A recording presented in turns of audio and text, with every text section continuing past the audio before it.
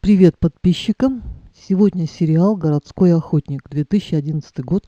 Авторы сценария Чвей Суджин, Хван Ингён, Цукаса Ходзё. Режиссер Чин Хёк. В ролях Ли Мин Хо и Пак Мин Йон. Сюжет. Ли Йон Сон вырос в Таиланде под присмотром наставника Ли Джун Пё. Оружие, боевые искусства и так далее. И вот наш главный герой с наставником возвращаются в Сеул.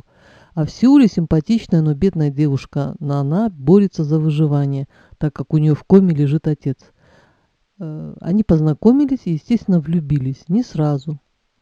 Юнсон – городской охотник, народный разоблачитель, мститель, защитник, а Нана – профессиональный телохранитель, защищает того, кого прикажут. В 1983 году Южная Корея в лице 5 человек из политической элиты разработала спецоперацию и послала военный отряд в количестве 20-21 человека в Северную Корею. Это был ответный ход за какой-то недружелюбный акт с их стороны, назовем это так. А по возвращении в порт их расстреляли с подлодки свои же. Один человек выжил, наставник главного героя, и вместе с приемным сыном, которого когда-то выкрал якобы у одного из погибших участников спецоперации, впоследствии выяснится, что главный герой – сын президента. Решает отомстить тем, кто предал солдат. Теперь о своих впечатлениях. Они будут перечисляться хаотично, не по какому-то принципу. Защитная речь конгрессмена, одного из объектов мщения, который тырит, в смысле ворует деньги у детей, оставшихся без родителей. За мой 20-летний политический стаж я никогда не обманывал государство, ни копейки не украл у народа, я клянусь. Вершина фарисейства. Городской охотник. Копейка для него это сколько? Затем, я не могла понять, зачем трясти потерпевшего. Вместо того, чтобы срочно вызвать скорую или 911, нет, они трясут его там, пытаясь спасти, что ли, я не понимаю. Зачем от злости бить кулаком по зеркалу? Совершенно бестолковый поступок.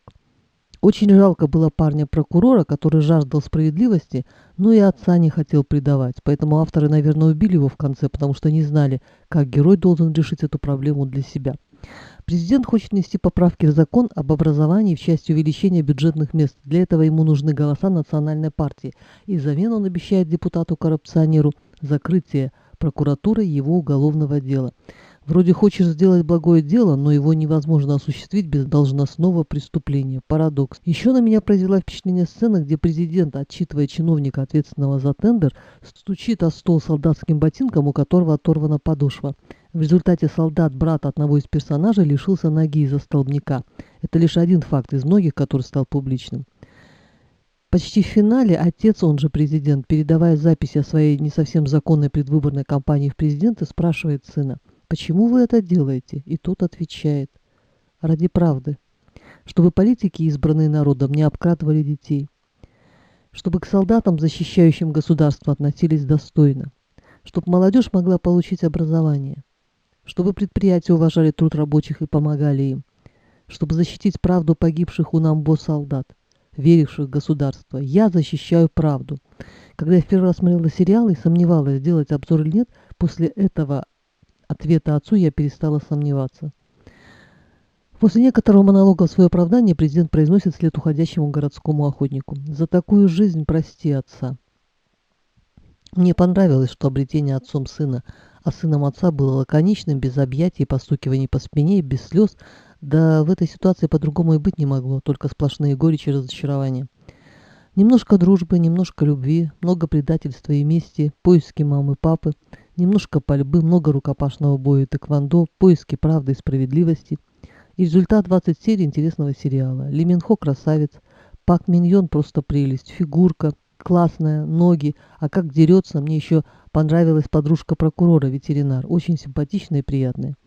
Очень жалко Гухару, которая покончила с собой. На сегодня все, всем пока, подписываемся на канал.